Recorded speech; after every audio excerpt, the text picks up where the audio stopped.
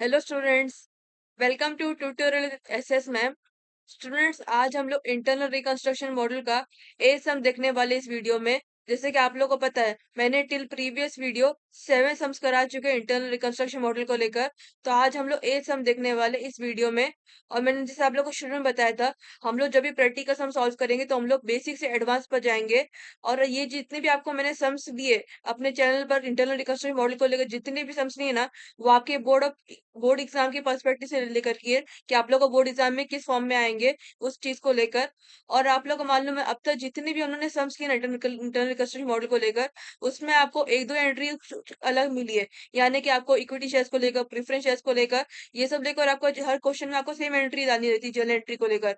लेकिन आपको उसके अलावा कुछ और क्रेडिटर्स को लेकर, डिवेंचर्स को लेकर, या फिर कोई एसेट्स को लेकर कुछ अलग एंट्री भी आपको कुछ कुछ समय मिली है। तो इसलिए आप लोग जो है, बराबर से देखो आप लोग उस स्कीम्स को लेकर। बिकॉज आप लोग क्वेश्चन के नीचे जो भी आपको इन्फॉर्मेशन दी जाती है, उसमें आपको जो स्कीम्स दी जाती है उसकी बेस पर आप लोग को जर्नल एंट्री बनानी रहती है। तो आप लोग जो है कुछ स्कीम्स को बराबर याद करके रखो। अगर इनकेस आप लोग को क्वेश्चन पेपर में वो स्कीम आती है बोर्ड एग्जाम में, तो आप लोग को बराबर आसानी होगी कि आपको उसकी जर्नल एंट्री कैसे पास करनी जर्नल एंट्री में, और उसका कैपिटल डायरेक्शन अकाउंट में और बैलेंस शीट में कैसे ट्रांजेक्शन वगैरह करना है सब। तो आज हम लोग टाइम वेस्ट नहीं करते, अभी हम लोग डायरेक्ट एज सम सॉल्व करना शुरू करते हैं। क्वेश्चन है, following is the summarise balance sheet of Miss Siddhant limited as on 31 March 2025। क्या लिया गया है? मिस्टर सिद्धांत लिमिटेड कंपनी, उसकी यहाँ पर 31 मार्च 2025 की बैलेंस शीट यहाँ पर दी गई है। इसके अलावा आप लोग को इन्फॉर्मेशन दी गई है, और आप लोग को एकदम एंड में दिया गया है। आपको हमेशा एंड में दिया जाता है, draft journal entries and prepare capital reduction account and balance sheet after reconstruction. ये समय हम लोग को तीनों चीज बनानी है। अगेन जैसे पहले बोला जाता था, journal entries, capital reduction account, balance sheet, तीनों चीजें बनानी है on the basis of the above information and balance sheet given in the question. तो अभी हम लोग सबसे पहले क्या करेंगे, जर्नल एंट्री बनाएंगे। जर्नल एंट्री का आपको पता है, ये यहाँ पर मैंने इसका फॉर्मेट बना दिया ऑलरेडी। ये जर्नल एंट्री का फॉर्मेट है in the books of mister सिद्धांत लिमिटेड जर्नल एंट्रीज, और ये इसको पूरा फॉर्मेट है। तो अभी हम लोग वन बाय वन हम लोग स्कीम रीड करते हैं, जो कि आप लोगों को क्वेश्चन के नीचे जो इन्फॉर्मेशन दी गई है वही आप लोग की स्कीम रहती है, और उसकी जर्नल एंट्री आप जर्नल एंट्री में पास करते हैं। तो हम लोग इन्फॉर्मेशन पढ़ते हैं पहले। नोट में लिखा है, note preference dividend for 3 years was in arrears. मतलब क्या, कंपनी को जो कुछ प्रेफरेंस शेयरहोल्डर्स को उनका प्रेफरेंस डिविडेंड का हिस्सा देना रहता है, वो 3 साल से अब तक उन्होंने नहीं दिया। कंपनी टू प्रेफरेंस शेयरहोल्डर्स, अब तक कंपनी ने 3 साल का preference dividend amount preference shareholders को नहीं दिया 3 साल से। नॉट अरियर्स मतलब क्या, नॉट पेएबल। नीचे उसके नीचे following scheme of reconstruction was approve, यानी कि कुछ स्कीम्स यहाँ पर, स्कीम ऑफ रिकंस्ट्रक्शन यहाँ पर डाली गई, उसको यहाँ पर अप्रूव कर दिया गया। फर्स्ट है, write off fixed assets by 20%, sundry debtors by 15%, and reduce the value of stock to 55% of its book value। ये देख सकते हो तीनों कितने आपको जो एसेट्स को लेकर दिया गया, फिक्स्ड एसेट्स को लेकर दिया गया है, एक सन्ड्री डेटर्स को लेकर दिया गया, और स्टॉक को दिया गया है। और एसेट्स का रूल क्या होता है, एसेट्स की वैल्यू जब बढ़ती हो तो वो डेबिट होता है, जब घटती है तो वो क्रेडिट होता है। तो यहाँ पर क्या सकते हैं, राइट ऑफ फिक्स एसेट्स लिखा गया है। तो यहाँ पर जो है एसेट्स, अभी ये भी एसेट्स है, और फिक्स का अमाउंट कितना चाहिए बैलेंस शीट में, कितना 21 लाख रुपीज दिया गया। एसेट्स कॉलम में फिक्स्ड का अमाउंट 21 लाख रुपीज दिया गया है। तो जो है राइट ऑफ हो रहा है। एसेट्स का रूल क्या है, एसेट्स को नॉर्मल डेबिट बैलेंस है, तो जब उसकी वैल्यू बढ़ती है तो डेबिट होता है, और जब एसेट्स डेप्रिशिएट होता है या फिर वो रिटर्न ऑफ होता है तो वो क्रेडिट होता है। तो यहाँ पर रिटर्न ऑफ है, यहाँ पर इसलिए क्रेडिट हो जाएगा एसेट्स। फिक्स एसेट कितना 20% से रिटर्न ऑफ हो रहा है, सो 21 लाख इंटू 20% करेंगे for in case of fix assets. और सन्ड्री डेटर्स कितने से हो रहा है, 15%। सन्ड्री डेटर्स 15% रिटर्न ऑफ हो रहा है। डेटर्स का अमाउंट कितना है, 15 लाख है, सो 15 लाख इंटू 50% करेंगे, उससे राइट ऑफ का अमाउंट मिलेगा डेटर्स का। And reduce the value of stock to 55% of its book value. यानी कि जो स्टॉक है, स्टॉक की वैल्यू कितनी दी गई, 20 लाख, तो उसको 55% से यहाँ पर रिड्यूस करना है। यानी कि क्या, 20 लाख इंटू 45% करेंगे, जिससे आप लोग को जो है स्टॉक की वैल्यू मिलेगी।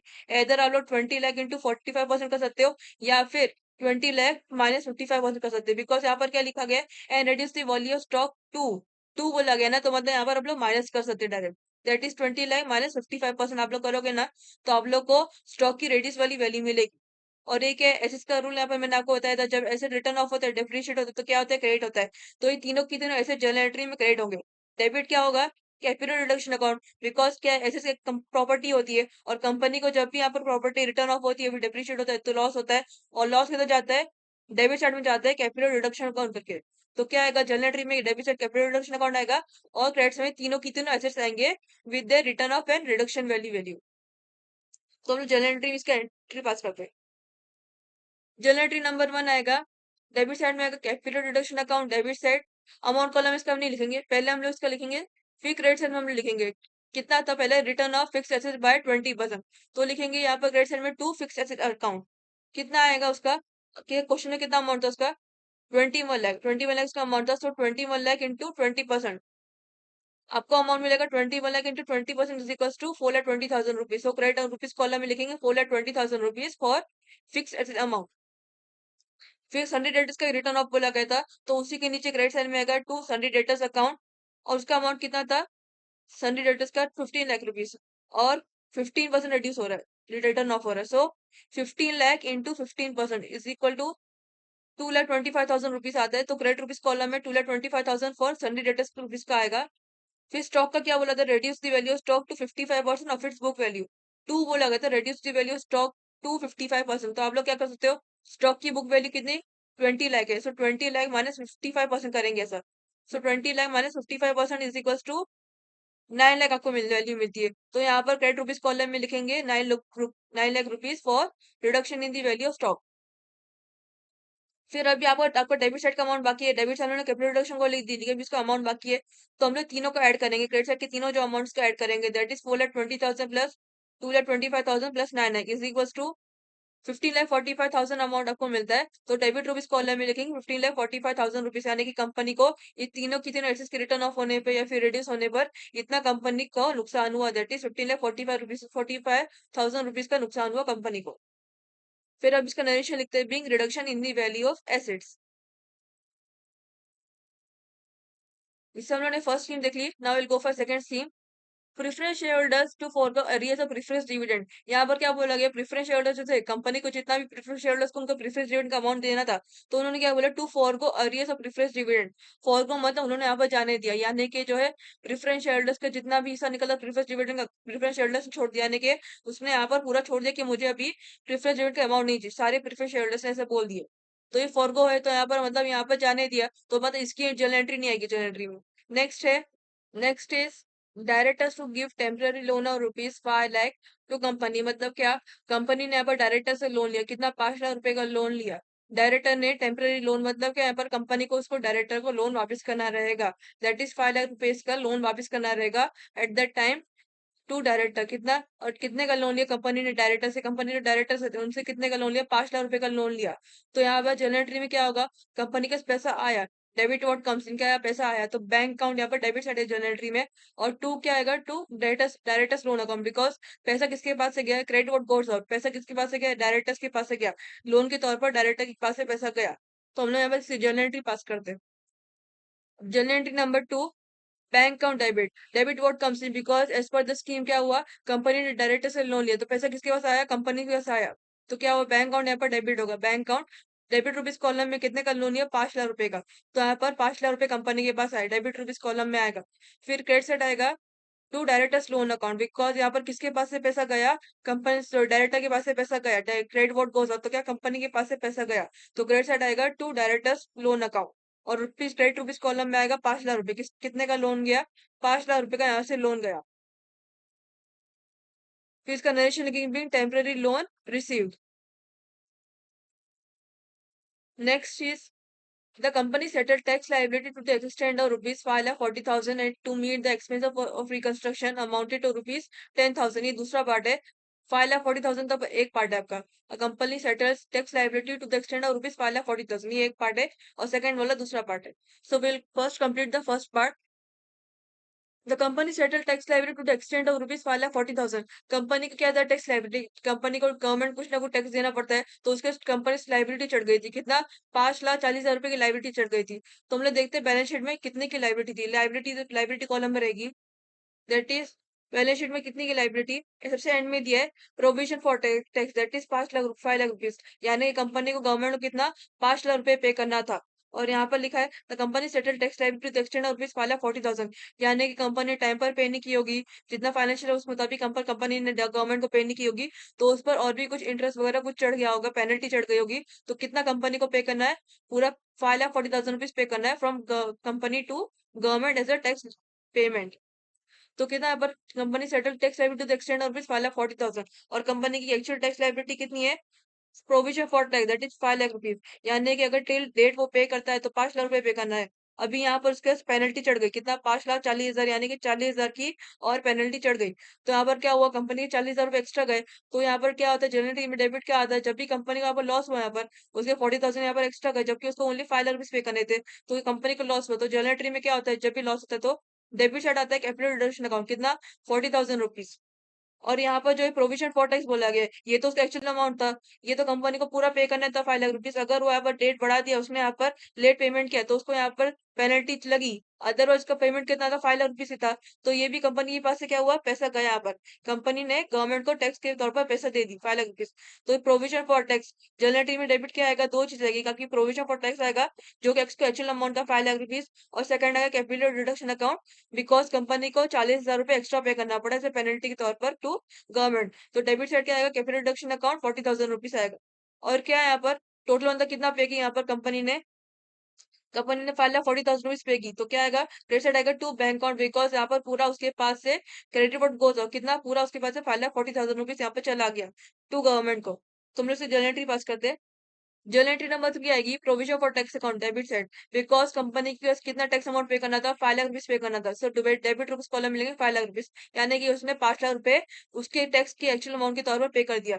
फिर उसको पेनल्टी भी चढ़ी, टू द एक्सटेंड ऑफ बोला गया था, टैक्स लाइबिलिटी बोला गया था, लाइबिलिटी मतलब यहाँ पर उसकी लाइबिलिटी थी, तो बट तो एक्सटेंड बोला गया था, यानी कि बढ़ गई इसकी बस। तो क्या हुआ, उसके 40,000 रुपए और बढ़ी। तो कंपनी का से यहाँ पर उसके एक्स्ट्रा पैसे गए, तो कंपनी के एक्स्ट्रा पैसे गए तो उसको लॉस हुआ। तो क्या होगा लॉस, डेबिट साइड आता है कैपिटल रिडक्शन करके, तो लिखेंगे capital reduction account debit side, कितने का लॉस है, 40,000 रुपीज का। सो डेबिट रुपीज कॉलम में 40,000 रुपीज आएगा।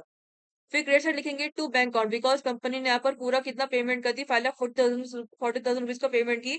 Credit what goes out, company के से क्या गया, पैसा गया। तो क्रेडिट साइड आएगा टू बैंक अकाउंट, और क्रेडिट रुपीज कॉलम में लिखेंगे 5,40,000 रुपीज। फिर इसका नरेशन लिखेंगे being settlement of tax liability. अभी इसके फौरन बाद दिया गया to meet the expense of reconstruction amounted to rupees 10,000 rupees, यानी कंपनी को जो कुछ भी रिपेयर्स है, मेंटेनेंस का, सबका यहाँ पर पूरा मेंटेनेंस यहाँ पर पे करना था। रिकंस्ट्रक्शन उसको रिकंस्ट्रक्शन बोलते हैं, रिनोवेशन करना होगा कुछ भी चीज का, मशीन को तौर पर किसी की चीज को लेकर, तो उसका कितना हुआ, 10,000 रुपीज का पूरा उसका खर्चा गया। तो यहाँ पर क्या हुआ, कंपनी के पास यहाँ से पैसा गया, कंपनी यहाँ पर 10,000 रुपीज का यहाँ पर लॉस हुआ। तो क्या होता है, लॉस किधर जाता है, डेबिट से जाता है कैपिटल रिडक्शन अकाउंट करके।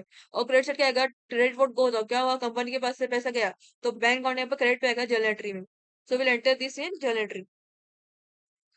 जर्नल एंट्री नंबर 4 आएगी capital reduction account debit side, because यहाँ पर कंपनी को 10,000 रुपए का लॉस हुआ, उसको यहाँ पर एक्सपेंस का पेमेंट करना पड़ा, तो यहाँ पर उसके पास से पैसा गया, उसको लॉस हुआ यहाँ पर। तो डेबिट रुपीज कॉलम में कितना, 10,000 रुपीज आएगा। फिर आएगा to bank account, credit what goes, company के पास से क्या गया, एक्सपेंस को पेमेंट करते हैं, पैसा यहाँ से गया, तो टू बैंक अकाउंट आएगा, और क्रेडिट रुपीज कॉलम में 10,000 रुपीज आएगा। फीस का नरेशन लगेंगे being reconstruction expenses paid. Next is fifth one, Sundry creditors to give remission of 20% of their claim, and a company to allot 11% preferential rupees 100 rupees each, fully paid in settlement of the balance amount। क्या बोला गया, sundry creditors to give remission of 20% of the claim, मतलब क्या, अभी सन्डी creditors का जितना भी amount था उसमें से उसने 20% अपना माफ कर दिया। रेमिशन मतलब उसने अपना छोड़ दिया, रिड्यूस कर दिया। यहाँ पर कितना, 20% क्लेम, उसका एक्चुअल अमाउंट कितना निकला था, कंपनी को सन्डी क्रेडिट से कितना पे करना था, संडी क्रेडिटर लाइबिलिटी, तो लाइबिलिटी कितना अमाउंट है, 36 लाख, 36 लाख उसको पे करना था, जिसमें से संडी क्रेडिटर ने क्या कहते हैं, रेमिशन मतलब माने के उसने छोड़ दिया 20% अपना, छोड़ दिया 20% ऑफ द क्लेम, उसमें 36 लाख में से उसने 20% अपना छोड़ दिया। And a company to allot 11% preferential rupees 100 each, fully paid up in settlement of the balance amount, मतलब क्या, अभी उसने 20% अपना छोड़ दिया, तो जितने का जो बैलेंस अमाउंट बचा है उसमें कंपनी क्या कर रही है, 11% का प्रेफरेंशियल अलॉट कर रही है। इसमें हर की शेयर की वैल्यू कितनी, 100 रुपीज रहेगी, और बैलेंस अमाउंट बोला गया है, तो नंबर ऑफ शेयर्स भी उस मुताबिक होंगे। जब बैलेंस अमाउंट रहेगा उस मुताबिक नंबर ऑफ शेयर्स रहेंगे, तो बैलेंस अमाउंट जितना निकलता है उसको हम लोग 100 से डिवाइड करके नंबर ऑफ शेयर्स निकालेंगे फॉर 11% प्रेफरेंस शेयर्स के तौर पर। और इसका एक्चुअल अमाउंट कितना है, संडी क्रेडिटर्स कितना, 36 लाख रुपीज है। बात किसकी हो रही है, संडी क्रेडिटर्स की, तो जनरल एंट्री में डेबिट क्या होगा, संडी क्रेडिटर्स 36 लाख रुपए डेबिट होगा, और क्रेडिट क्या होगा, कंपनी के पास यहाँ पर 20% उसने माफ कर दिया, संडी क्रेडिटर्स ने यहाँ पर माफ कर दिया, छोड़ दिया, तो कंपनी का फायदा हो गया। तो फायदा किया जाता है जनरल एंट्री में, क्रेडिट जाएगा, और कितना, 36 लाख इंटू 20% की जाएगा, यानी कितना कंपनी को फायदा हुआ। अरे company to allot 11% preferential rupees 100 each, fully paid settlement of the balance amount, और जितने का जो बैलेंस अमाउंट बचा है उसमें से क्या हो रहा है, कंपनी यहाँ पर 11% प्रेफरेंशियल दे रही है, इसमें हर एक शेयर की वैल्यू रुपीज 100 होनी चाहिए। तो कंपनी कैसे क्या जा रहा है, प्रेफरेंस शेयर ये भी जा रहा है इसमें पर, इसके पास ये पे एक और चीज जा रही है, प्रेफरेंस शेयर जहाँ पे जा रहा है, तो कंपनी ये भी कहा जाएगा जनरल एंट्री में कैसे जाएगा, 211% प्रेफरेंस शेयर कैपिटल अकाउंट करके। तो हम लोग जनरल एंट्री में इसकी एंट्री मारते हैं।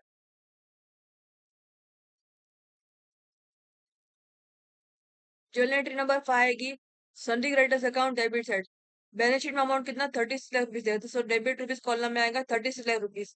और क्या बोला जाता है, in remission of 20% of the claim, यानी कि उसने यहाँ पर 20% अपना छोड़ दिया। तो क्या हुआ, कंपनी को फायदा हो गया, यहाँ पर 20% छोड़ दिया तो फायदा कहाँ जाता है, क्रेडिट साइड जाता है कैपिटल रिडक्शन करके। सो आएगा to capital reduction account, that is 36 lakh rupees into 20%, कितने का फायदा हो कंपनी को, 7,20,000 रुपीज का फायदा हुआ। तो किधर है, क्रेडिट रुपीज कॉलम में 7,20,000 रुपीज आएगा। फिर कंपनी ने क्या किया, यहाँ पर कंपनी ने यहाँ पर शेयर अलॉट की, कितना 11% प्रेफरेंस शेयर अलॉट की, हर एक शेयर की वैल्यू कितना 100 रुपीज होनी चाहिए in settlement of the balance amount, यानी कि बैलेंस अमाउंट। अभी हम लोग को बैलेंस अमाउंट निकालना है। देख सकते हैं संडे क्रेडिट का डेबिट साइड कितना, टोटल अमाउंट कितना 36 लाख रुपीज था, जिसमें से 20% उसने यहाँ पर छोड़ दी, तो कितना बचा, 36 लाख माइनस 720%, 720,000 करेगी तो कितना वैल्यू मिलेगी, 28,80,000 रुपीज आप लोग को वैल्यू मिलती है। बैलेंस अमाउंट कितना, 28,80,000 रुपीज वैल्यू मिलती है यहाँ पर। और यहाँ पर बोला गया है company to allot 11% preferential rupees 100 each fully paid up, मतलब यहाँ पर हर एक शेयर की वैल्यू रुपीज 100 ईच होनी चाहिए। तो अभी हम लोग यहाँ पर प्रेफरेंस शेयर्स निकालने पड़ेंगे, नंबर प्रेफरेंस शेयर्स, और बैलेंस अमाउंट कितना बचा है, 28,80,000 रुपीज। तो क्या करेंगे, 28,80,000 डिवाइड बाय 100, कितना हुआ, 28,800, कितना आपको वैल्यू मिलती है, यानी कि नंबर ऑफ प्रेफरेंस यहाँ पर कितना होगा, 28,800 रुपीज। 28,80,000 उसकी वैल्यू थी बैलेंस अमाउंट की, जिसमें से 100 डिवाइड किया तो कितना वैल्यू मिली, हर की प्रेफरेंस शेयर की वैल्यू कितनी है, 100 रुपीज हर एक शेयर की वैल्यू। सो कितना वैल्यू मिली, 28,800 रुपीज आपको वैल्यू मिली, सॉरी 28,800, जो कि आप लोग के नंबर ऑफ प्रेफरेंस शेयर है। तो यहाँ पर क्या आएगा, credit side to 11% preference share capital account, that is 28,800 share into rupees 100, कितनी वैल्यू मिलेगी आप लोग को, वही वैल्यू मिलेगी 28 लाख रुपीज 80,000, 28 लाख 80,000 रुपीज आप लोग को वैल्यू। तो क्रेडिट रुपीज कॉलम में आएगा 28 लाख 80,000 रुपीज। फिर इसका नरेशन लिखेंगे, being remission of liability of creditors and allotment of 11% preference share capital. Scheme number 6, 10% debentures to be converted in 13% debenture rupees 1,03,000 in full settlement of the claim, मतलब क्या, जो भी 10% debentures थे उन कितने फॉर्म हो गए, कितने कन्वर्ट हो गए, 13% डिबेंचर्स में हो गए, और उसकी वैल्यू कितनी, 1,03,000 रुपीज की वैल्यू है। तो हम लोग देखते हैं डिबेंचर की एक्चुअल वैल्यू कितनी है। टेन 10% डिबेंचर की वैल्यू कितनी है यहाँ पर, that is 3 lakh rupees, 10% debenture की वैल्यू यहाँ पर थोड़ा ऊपर लिखा है, यहाँ पर 10% debenture is equal to 3 lakh उसकी वैल्यू यहाँ पर। और यहाँ पर स्कीम में बोला गया 10% debenture to be convert to 30% debenture rupees 1,03,000 for settlement of the claim, यानी कंपनी ने डिबेंचर होल्डर से जितने भी डिबेंचर खरीदी, उसने 10% डिबेंचर के मुताबिक डिबेंचर होल्डर से डिबेंचर खरीदी, जिसकी वैल्यू कितनी पे करनी थी हम लोग को, 3 लाख रुपीज पे करनी थी from company to debenture holder. लेकिन अभी क्या हुआ, डिबेंचर होल्डर ने यहाँ पर क्या किया, उसका जो डिबेंचर है 13% डिबेंचर में कन्वर्ट कर दो, और उसका पेमेंट कितना दो, 1,60,000 रुपीज उसका पेमेंट कर दो from company to debenture holder. कितना पेमेंट होना चाहिए, 1,60,000 रुपीज का एज अ 13% डिबेंचर के तौर पर। तो यहाँ पर क्या कंपनी को फायदा हुआ, अगर उसको 10% डिबेंचर के तौर पर पे करना पड़ता तो उसको पूरा 3 लाख रुपए पे करना पड़ता, लेकिन अब इसको 13% डिबेंचर के मुताबिक 1,60,000 रुपीज पे करना है from company to debenture holder. यहाँ पर क्या हुआ, कंपनी का फायदा हुआ। और यहाँ पर कितने का फायदा हो, 3 लाख माइनस 1,60,000 रुपीज, 1,40,000 रुपीज को फायदा कंपनी को। तो फायदा कहा जाता है, जनरेटरी में क्रेडिट से जाता है टू कैपिटल रिडक्शन करके। और डेबिट में क्या आएगा, डेबिट में किसकी बात हो रही है, 10% डेबिट की बात हो रही है, इसकी वैल्यू कितने, 3 लाख रुपए। तो वो तो अभी चला गया पूरा, ना तो कंपनी को उससे मतलब है ना डेबिट होल्डर को। तो डेबिट साइड का 10% डेबेंचर अकाउंट 3 लाख रुपीज आएगा। और क्रेडिट साइड में क्या आएगा, किसकी लाइबिलिटी जा रही है, 30% डेबेंचर की लाइबिलिटी जा रही है, कितना, 1,60,000 रुपीज। तो क्रेडिट साइड में आएगा टू 30% डेबेंचर अकाउंट 1,60,000 रुपीज। और फिर कंपनी को फायदा भी हो, तो फायदा क्या जाता है, क्रेडिट से जाता है कैपिटल रिडक्शन करके। तो आएगा to capital reduction account, that is 1,40,000 rupees. Generating number 6 आएगी, 10% debenture account debit side. Debit rupees column में आएगा 3 लाख रुपीज, बिकॉज ये कंपनी के एक्चुअल डिबेंचर थे जो कंपनी को पहले पे करने थे टू डिबेंचर होल्डर को। लेकिन अभी जब डिबेंचर होल्डर ने मान लिया, कन्वर्ट कर दिया उसने 13% डिबेंचर में, तो उसे कितना पे करना है, 1,60,000 रुपीज। यानी कंपनी की नई लाइबिलिटी यहाँ पर आ गई, वो लाइबिलिटी तो गई लेकिन यहाँ पर नई लाइबिलिटी आ गई। तो अभी लाइबिलिटी पे करना है, लाइबिलिटी का रूल है जब भी लाइबिलिटी बढ़ती है तो वो क्रेडिट होती है। तो यहाँ पर कंपनी की लाइबिलिटी बढ़ गई तो क्या होगा, टू 30% डिबेंचर अकाउंट आपको क्रेडिट साइड में आएगा। तो टू 30% डिबेंचर अकाउंट कितना वैल्यू पे करनी थी, 1,03,000 रुपीज। तो कंपनी के पास से कितना गया? 1,03,000 रुपीज यहाँ पर गया as a liability payment to debenture holder. फिर कितने का बचा? 3 लाख उसकी एक्चुअल वैल्यू थी 10% डिबेंचर की, और 1,03,000 उसको नए वाले डिबेंचर के तौर पर पे करनी पड़ी। कितना कंपनी को फायदा हुआ बीच में यहाँ पर, क्योंकि लाइबिलिटी कम पे करनी पड़ी। सो 1,40,000 उसका फायदा हुआ। तो फायदा कहाँ जाता है? क्रेडिट से जाता है टू कैपिटल रिडक्शन करके। तो यहाँ पे लिखेंगे to capital reduction account, credit rupees column में लिखेंगे 1,40,000 रुपीज। फिर इसका नरेशन लिख देंगे exchange of 10% debentures into 30% debentures and settlement. फिर सेवेंथ है equity shares to be reduced to 2 each fully paid, and 12% cumulative preference shares to be reduced to 1 lakh cumulative preference shares of rupees 2 each fully paid। यहाँ पर दो shares दिए गए, सबसे पहले equity shares का देखते हैं। Equity shares to be reduced to rupees 2 each fully paid। देखते हैं पहले लाइबिलिटी में इक्विटी शेयर्स कितना दिए गए। इक्विटी शेयर्स और रुपीज 10 ईच, कितना? 10 लाख रुपीज। यानी कि कंपनी को इक्विटी शेयर्स होल्डर जितने भी इक्विटी शेयर्स खरीदी जिसको कितना? 10 लाख रुपीज यहाँ पर पे करना है। लेकिन यहाँ पर स्कीम में बोला है equity shares to be reduced to rupees 2 each fully paid. पहले उसको 10 रुपए के मुताबिक पे करना था, अभी उसको 2 रुपए के मुताबिक पे करना है from company to equity share holders for all the equity shares जो कंपनी ने इक्विटी शेयर होल्डर से बाय की यहाँ पर। तो यहाँ पर क्या हुआ? लाइबिलिटी यहाँ पर रेड्यूस हो गई यहाँ पर। और यहाँ पर किसकी लाइबिलिटी रेड्यूस हुई? पुराने वाले 10 रुपए वाले इक्विटी शेयर्स की लाइबिलिटी रेड्यूस हो गई यहाँ पर, और नई वाली लाइबिलिटी आ गई कंपनी की, दैट इज रुपीज 2 के मुताबिक नई वाली लाइबिलिटी आ गई यहाँ पर। यानी कि एक लाइबिलिटी गई तो एक लाइबिलिटी आ गई। कौन सी लाइबिलिटी गई? 10 रुपीज वाली लाइबिलिटी चलेगी इक्विटी शेयर्स की, और यहाँ पर 2 रुपीज वाली लाइबिलिटी यहाँ पर आ गई इक्विटी शेयर्स को लेकर। रेड्यूस टू बोला गया ना, तो मतलब यहाँ पर डायरेक्ट यहाँ पर 2 रुपीज यहाँ पर डालेंगे। टू बोला गया ना, तो मतलब इक्विटी शेयर्स की वैल्यू डायरेक्ट यहाँ पर 2 से यहाँ डालेंगे for calculating equity shares value, नई न्यू वाले। तो क्या आएगा यहाँ पर? Debit side. डेबिट साइड जो आपका आएगा 10 रुपीज के मतलब जो इक्विटी शेयर है वो आपका डेबिट साइड जनरल एंट्री में, और क्रेडिट साइड आपका कौन सा आएगा? रुपीज 2 के मतलब जो इक्विटी शेयर है वो आपका क्रेडिट साइड आएगा जनरल एंट्री में। So will enter this general entry. General entry number 7 आएगी equity share capital account, debit side. कितने थे इक्विटी शेयर? 10 रुपीज वाली थी, और उसकी एक्चुअल डेबिट में कितनी? 10 लाख रुपीज दी थी। सो 10 लाख डिवाइड बाय 10, तो कितने नंबर ऑफ इक्विटी शेयर हुए? 1 लाख। सो 1 लाख शेयर इंटू रुपीज 10, कितना वैल्यू मिली? 10 lakh rupees. So debit rupees column में 10 लाख रुपीज यहाँ पर आएगी। फिर क्या हुआ? वो तो अब इक्विटी शेयर चली गई, उसको 10 रुपए के मुताबिक पे नहीं पड़ करना पड़ा। तो क्या होता है? जब भी लाइबिलिटी घटती है या जाती है, पूरी तरह से चली जाती है, तो वो क्या होती है? डेबिट होती है। और जब बढ़ती है, नहीं आती है, तो क्रेडिट होती है। तो यहाँ पर जो 10 रुपए की लाइबिलिटी पूरी चली गई, वो तो यहाँ पर डेबिट हो गई, बिकॉज यहाँ पर उसको पे नहीं करना है 10 रुपए वाली लाइबिलिटी के इक्विटी शेयर्स को लेकर। लेकिन अभी नए वाले इक्विटी शेयर्स यहाँ पर आ गए 2 रुपए के मुताबिक वाले, तो वो तो यहाँ पर बढ़ गई लाइबिलिटी, तो क्या होगा? क्रेडिट होगा। That is to equity share capital account, that is 1 lakh share into rupees 2। कितना? क्रेडिट रुपीज कॉलम में लिखेंगे 2 लाख रुपीज। फिर क्या हुआ? अभी जब 10 रुपए की इक्विटी शेयर थी तो उसका कितना? 10 लाख उसकी वैल्यू थी। और जब 2 रुपए इक्विटी शेयर यहाँ पर हुए नए वाले, तो 2 लाख रुपए यहाँ पर उसको देना पड़ा कंपनी को। 10 रुपए की लाइबिलिटी के मुताबिक 10 लाख रुपए यहाँ पर कंपनी को पूरा पे नहीं करना पड़ा, उसको नई वाली इक्विटी शेयर को लेकर 2 लाख रुपए पे करना पड़ा इक्विटी शेयर्स को लेकर। यानी कंपनी को फायदा हुआ। लाइबिलिटी को जब भी कंपेयर करना पड़ता है तो कंपनी को फायदा होता है। तो कितने का फायदा हुआ? 10 lakh minus 2 lakh is equal to 8 lakh. यानी कि और कितनी वैल्यू थी इसकी? फेस वैल्यू इसकी रुपीज 10 थी, और अभी नई वाली वैल्यू कितनी हो गई? 2 रुपीज। तो कितना रुपए का फायदा हुआ? बीच में यहाँ पर 8 रुपीज का फायदा हुआ कंपनी को as a liability amount payment to equity share holders. तो कितना? 8 रुपीज का यहाँ पर फायदा हुआ। तो फायदा कैसे जाता है? क्रेडिट से जाता है टू कैपिटल रिडक्शन करके। तो लिखेंगे to capital reduction account, that is 1 lakh share into rupees 8। तो क्रेडिट रुपीज कॉलम में आएगा 8 लाख रुपीज। फिर इसका नरेशन लिखेंगे भी, narration in the value of equity share ₹2 each. फिर इसी के फौरन बाद बोला गया in 12% cumulative preference shares to be reduce to 1 lakh cumulative preference shares ₹2 each fully paid. यानी कि नंबर ऑफ शेयर्स कितने होने चाहिए? 1 लाख क्यूमुलेटिव प्रेफरेंस शेयर्स होने चाहिए। हर एक शेयर की वैल्यू कितनी? 2 रुपीज होनी चाहिए क्यूमुलेटिव प्रेफरेंस शेयर्स को लेकर। तो देखते क्वेश्चन में, क्वेश्चन में कितना दिया गया? 12% क्यूमुलेटिव प्रेफरेंस शेयर्स ₹100 ईच। कितना बोला गया? 7 lakh.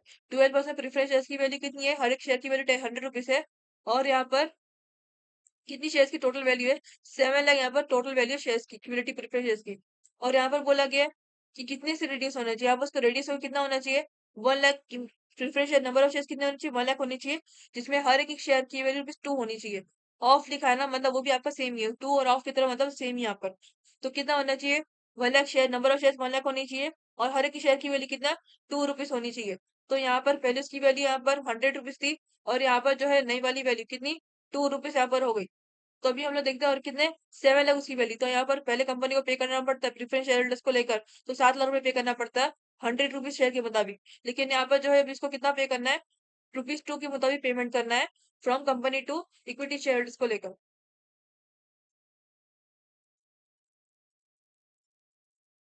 From company to equity shares को लेकर कितना पे करना है? ₹2 पे करना है नए वाले प्रेफरेंस शेयर्स को लेकर। अभी एक लायबिलिटी गई कौन सी? 12% के मुताबिक जो ₹100 वाली प्रेफरेंस शेयर्स की थी वो लायबिलिटी चले गई। तो लायबिलिटी जब भी जाती है तो क्या होता है? डेबिट साइड आता है। That is 12% cumulative preference shares आपको जनरल एंट्री में डेबिट साइड आएगा। और एक लायबिलिटी बढ़ गई कौन सी वाली? ₹2 के मुताबिक और 1 लाख शेयर्स के मुताबिक लायबिलिटी बढ़ गई। तो ये क्या होगा? क्रेडिट साइड में आएगा to 12% cumulative preference share capital account. इसकी जमी जनरल एंट्री में एंट्री में आते हैं। जनरल एंट्री नंबर रहता है कि 12% preference share capital account debit side और बैलेंस शीट में कितना अमाउंट था? 7 लाख रुपीज यहाँ पर अमाउंट था। डेबिट रुपीज कॉलम में लिखेंगे 7 लाख रुपीज बिकॉज ये लाइबिलिटी अभी पेड नहीं करनी है कंपनी को इक्विटी शेयरहोल्डर्स को, तो इसलिए यहाँ पर ये डेबिट हो गई। फिर अभी एक नया लाइबिलिटी आ गई। पहले इसकी ₹100 थी और अभी कम होकर रेड्यूस होकर कितना ₹2 यहाँ पर हो गई, यानी कि लाइबिलिटी आर आ गई। यानी कि पहली लाइबिलिटी गई तो एक लाइबिलिटी आ गई यहाँ पर, तो लाइबिलिटी बढ़ गई। और लाइबिलिटी की क्या रूल है? जब भी लाइबिलिटी बढ़ती है तो क्रेडिट होती है। तो यहाँ पर क्या आएगा? To 12% preference share capital account. और कितने थे number of preference shares? 1 lakh. 1 lakh होनी चाहिए और हर एक शेयर की वैल्यू ₹2 होनी चाहिए। सो 1 लाख इंटू ₹2 कितना? ₹2 लाख। तो क्रेडिट रुपीज कॉलम में आएगा ₹2 लाख। अगर वो पहले ₹100 के मुताबिक प्रेफरेंस शेयर्स को पेपर पे शेयरहोल्डर्स को पेमेंट करता तो उसको 7 लाख रुपए पे करने पड़ते। लेकिन अभी इसकी वैल्यू रिड्यूस हो गई तो कितना? ₹2 से वैल्यू रिड्यूस हो गई। तो बीच में यहाँ पर फायदा हुआ उसको यहाँ पर। तो पहले उसको पे करना पड़ता, 100 रुपए मुताबिक पे करना पड़ता। और यहाँ पर उसको जो है नए वाले शेयर्स के मुताबिक कितना? हर एक शेयर की वैल्यू ₹2 से और नंबर ऑफ शेयर्स कितने? ₹2 की सॉरी हर शेयर की वैल्यू ₹2 है और शेयर्स नंबर ऑफ शेयर्स कितने? 1 लाख है। तो यहाँ पर पहले इसको 7 लाख पे करना पड़ता है, अभी इसको ₹2 लाख करना पड़ा। तो बीच में कितना फायदा हुआ? ₹5 लाख फायदा हुआ कंपनी को। लाइबिलिटी जब भी कंपनी पे करना पड़ता है कंपनी को फायदा होता है। फायदा कैसे जाता है? क्रेडिट से जाता है टू कैपिटल रिडक्शन करके। तो यहाँ पर लिखेंगे टू कैपिटल रिडक्शन अकाउंट, नीचे लिखेंगे। और कितना अमाउंट फायदा हुआ उसको? ₹5 लाख फायदा। तो क्रेडिट रुपीज कॉलम में आएगा ₹5 लाख। फिर इसका नरेशन लिखेंगे reduction reduction of 12% preference shares into 1 lakh preference shares ₹2 each. अभी लास्ट आप लोग एक स्कीम है right of debit balance profit and loss account share issue expense. जैसे हम लोग ने यहाँ पर फर्स्ट एंट्री पास की एसेट को लेकर, वैसे सेम आपकी ये वाली एंट्री भी है। और इसमें जो आपको ये भी एसेट को लेकर ही बोला है, प्रॉफिट एंड लॉस अकाउंट और शेयर एक्सपेंस दोनों आपके 50 एसेट है। यानी कि आपको एसेट को लेकर बोला गया, राइट ऑफ बोला गया। तो क्या एसेट एसेट का नॉर्मल डेबिट बैलेंस है, जब उसकी वैल्यू बढ़ती है तो वो डेबिट होता है। और जब एसेट राइट ऑफ होता है या फिर उसकी वैल्यू घटती है तो वो क्रेडिट होता है। तो ये दोनों जो एसेट है ये आपके जनरल एंट्री में क्रेडिट होंगे। और डेबिट में क्या होगा? Profit and loss account. Because अगर ये दोनों क्रेडिट हो रहे हैं तो यहाँ पर क्या हो रहा है? कंपनी का वो लॉस हो रहा है। एसेट क्या है? कंपनी की प्रॉपर्टी जब भी जाता है या फिर उसकी वैल्यू घटती है तो कंपनी को लॉस होता है। तो लॉस कितने जाता है? कैपिटल रिडक्शन करके जाता है जनरल एंट्री में डेबिट साइड। अब इन दोनों के अमाउंट देखते हैं। कितना अमाउंट दिया है? प्रॉफिट और लॉस अकाउंट का अमाउंट 3,50,000 रुपीज दिया गया है और शेयर एक्सपेंस का अमाउंट है 40,000 रुपीज। तो हम लोग जनरल एंट्री में एंटर करते हैं इसका। That is general entry number 9 है कि क्रेडिट साइड में आएगा to profit and loss account. That is 3,50,000 rupees. Credit rupees column में आएगा 3,50,000 बैलेंस शीट का अमाउंट जो था उसकी वैल्यू थी। और इसके नीचे आएगा to share issue expenses. That is credit rupees column में आएगा उसका अमाउंट 40,000 रुपीज। बिकॉज ये दोनों ऐसे राइट ऑफ हो रहे हैं और जब भी ऐसे राइट ऑफ होते हैं तो जनरल एंट्री में क्रेडिट होते हैं। और डेबिट में क्या आएगा? Capital reduction account. बिकॉज यहाँ पर कंपनी को लॉस हो रहा है, ऐसे जब भी राइट ऑफ होता है इसकी वैल्यू घटती है तो वो कंपनी को लॉस होती है। तो लॉस कितने जाता है? कैपिटल रिडक्शन करके जाता है क्रेडिट साइड में, डेबिट साइड में सॉरी। तो क्या आएगा यहाँ पे? डेबिट साइड में कैपिटल रिडक्शन करके आएगा। और कितना अमाउंट है? प्रॉफिट और लॉस अकाउंट का अमाउंट 3,50,000 रुपीज है और शेयर एक्सपेंस का 40,000। तो इन दोनों का मिला के कितना? 3,90,000। यानी कंपनी को यहाँ पर 3,90,000 रुपीज का लॉस हो रहा है। तो डेबिट रुपीज कॉलम में आएगा 3,90,000 रुपीज। फिर अब इसका नरेशन लिखते हैं being profit and loss account and share issue expenses return of. इसे थी हम लोग ने यहाँ पर टोटल 8 स्कीम्स थी, 8 स्कीम्स थी। उसके मुताबिक सारी की सारी स्कीम्स की हम लोग ने जनरल एंट्री में उसकी एंट्री पास कर दी है। इसके बाद आप लोग को बोला गया है कैपिटल रिडक्शन अकाउंट और बैलेंस शीट बनाना है। Now will go for preparing capital reduction account for this sum. तो ये आपका कैपिटल रिडक्शन अकाउंट का फॉर्मेट है। अभी पहले हम लोग ने बहुत 3 5 6 सम्स में हम लोग ने देख चुके हैं कि कैपिटल रिडक्शन में कैसे एंट्री किस तरह से डालते हैं। आज मैं आपको उसका डिटेल में बताती हूँ। आज हम लोग डायरेक्टली यहाँ पर कैपिटल रिडक्शन डेबिट साइड में और क्रेडिट साइड में उसकी एंट्री ट्रांसफर करते हैं, जो कि आप लोग को जनरल एंट्री से मिलती है। अभी one by one general entry में देखते हैं कहाँ पर आ रही है capital reduction account. General entry number 1 देख सकते हो आप लोग। कैपिटल रिडक्शन डेबिट साइड मिल रहा है, दैट इज 50,45,000 रुपीज और आपको डेबिट साइड में मिल रहा है। और क्रेडिट साइड में कौन सी एंट्री आ रही है? To fix account, to sundry debtors account, to stock account. तो इसकी एंट्री हम लोग जनरल एंट्री में डेबिट साइड ये तीनों के नाम से एंट्री डालेंगे with their own amount. That is fix का 4,20,000 रुपीज, सन्नी डेटर्स का 2,25,000 रुपीज और सब स्टॉक का 9 lakh rupees. We will enter this in capital reduction debit side में। कैपिटल रिडक्शन डेबिट साइड में डालते to fix account 4,20,000 rupees, to sundry debtors account 2,25,000 rupees, to stock account 9 lakh rupees. Second journal entry देखते हैं। Second journal entry में आपको capital reduction मिला नहीं तो उसकी एंट्री आप लोग की सीआर अकाउंट में नहीं आएगी। थर्ड जर्नल एंट्री में आपको मिला है कैपिटल रिडक्शन को डेबिट साइड में मिल रहा है, क्या मिला है 40,000 रुपीज। और क्रेडिट साइड में कौन सी एंट्री आ रही है, टू बैंक अकाउंट आ रहा है। डेबिट साइड में आ रहा है कैपिटल रिडक्शन अकाउंट आपका डेबिट साइड में आ रहा है 40,000 रुपीज से, और ये किधर आ रहा है डेबिट साइड में। So will enter this in CR account debit side में क्रेडिट वाले नाम की एंट्री से।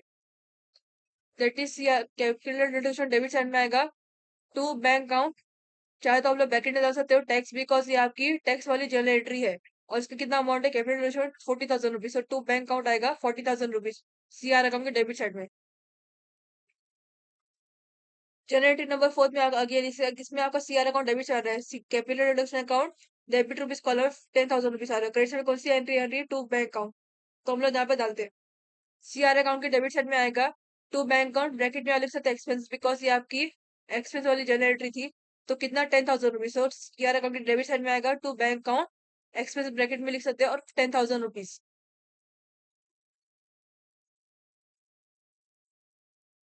जनरल एंट्री नंबर 5 में आपका कैपिटल रिडक्शन क्रेडिट साइड में आ रहा है। यहाँ पर आपका कैपिटल रिडक्शन क्रेडिट साइड में आ रहा है दैट इज 7,20,000 रुपीज है। और डेबिट में कौन सी एंट्री आ रही है, सन्नी डेटर्स अकाउंट। तो ये आप लोग सीआर अकाउंट में एंटर करते ना। कैपिटल रिडक्शन क्रेडिट साइड में आएगा by sundry debtors account 7,20,000 rupees. Six journal entry में इसमें आपका सीआर अकाउंट क्रेडिट साइड में आ रहा है to capital reduction account 1,40,000 rupees, और डेबिट साइड में एंट्री आ रही है 10% डिबेंचर की। तो कैपिटल रिडक्शन क्रेडिट साइड में आएगा बाय 10% डिबेंचर अकाउंट 1,40,000 रुपीज। फिर से जनरल एंट्री नंबर 7 में आपका क्या अगेन इसमें आपका to capital reduction correct side में आ रहा है that is to capital reduction account 8 lakh rupees, और डेबिट साइड में आ रहा है इक्विटी शेयर कैपिटल अकाउंट। तो हम लोग सीआर अकाउंट के क्रेडिट साइड में by equity share capital account डालेंगे और अमाउंट 8 लाख रुपीज एंटर करेंगे। तो कैपिटल रिडक्शन क्रेडिट साइड में आएगा by equity share capital account 8 lakh rupees. General entry number 8 में इसमें आपका अगेन क्रेडिट साइड में आ रहा है to capital reduction account 5 lakh rupees, credit side column में आया, और डेबिट साइड में आया 12% प्रेफरेंस शेयर कैपिटल अकाउंट की एंट्री है। सीआर अकाउंट में एंटर करते हैं। सीआर अकाउंट के क्रेडिट में आएगा क्रेडिट साइड में by 12% preference share capital account 5 lakh rupees. इसके बाद आप लोग की जनरल एंट्री नंबर 9 में इससे आपका सीआर अकाउंट डेबिट साइड में आ रहा है, कैपिटल रिडक्शन डेबिट साइड में आ रहा है, और क्रेडिट में कौन सी आ रही है, to profit and loss account, to share issue expenses. और इन दोनों के अमाउंट हम लोग ने ऐड किए थे तो उसका अमाउंट हम लोग ने यहाँ पर जनरल एंट्री के टाइम पर टोटल करके सीआर अकाउंट के डेबिट साइड में डाले थे दैट इज 3,90,000 रुपीज। तो हम लोग सीआर अकाउंट के डेबिट साइड में ये दोनों के नाम उसकी एंट्री डालेंगे और उसके खुद के अपने अपने अमाउंट डालेंगे। That is to profit and loss account 3,50,000 rupees, to share issue expenses 40,000 rupees. और ये किधर आ रहा है, सीआर अकाउंट के डेबिट साइड में, सॉरी जनरल एंट्री में सीआर अकाउंट आपका डेबिट साइड में आ रहा है। तो आएगा कैपिटल रिडक्शन डेबिट साइड में डालेंगे to share issue expenses 40,000 rupees, to profit and loss account 3,50,000 rupees. इसके बाद आप लोग कोई भी जनरल एंट्री नहीं दी गई है। Now will take the total for debit and both credit side both of CR account. तो पहले हम लोग डेबिट साइड टोटल निकालते हैं that is capital reduction debit side total निकालते हैं। 4,20,000 plus 2,25,000 plus 9 lakh plus 40,000 plus 10,000 plus 10,000 plus 3,50,000 rupees.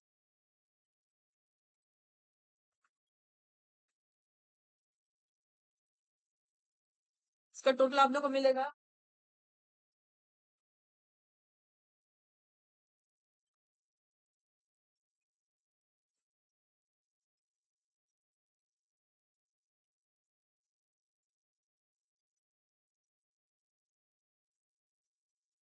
आपको debit side का टोटल मिलेगा 19,85,000 rupees.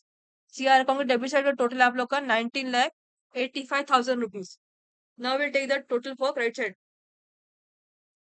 That is 7,20,000 plus 1,40,000 plus 8 lakh plus 5 lakh.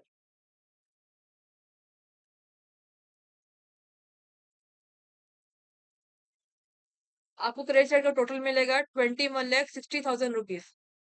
आप लोग को डेबिट साइड टोटल कितना मिला था? 19,85,000 रुपीज। क्रेडिट साइड का टोटल आप लोग को मिला है 21,60,000 रुपीज। तो ज्यादा कौन सा क्रेडिट साइड का है? दैट इज क्रेडिट साइड का आपका ज्यादा है 21,60,000 रुपीज। तो टैली में हम लोग ये अमाउंट डालेंगे, that is 21,60,000 rupees on both side tally के लिए। और फिर आपका कम किस में आ रहा है? डेबिट साइड में आपका कम आ रहा है। डिफरेंस कितना आ रहा है? डेबिट साइड में आ रहा है कैपिटल रिडक्शन के।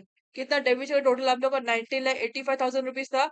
और टेली अमाउंट कितना है? क्रेडिट साइड का जो टेली अमाउंट था हम लोग ने डाले थे दोनों साइड 21,60,000 रुपीज। तो डिफरेंस कितना है बीच में? That is 21,60,000 minus 19,85,000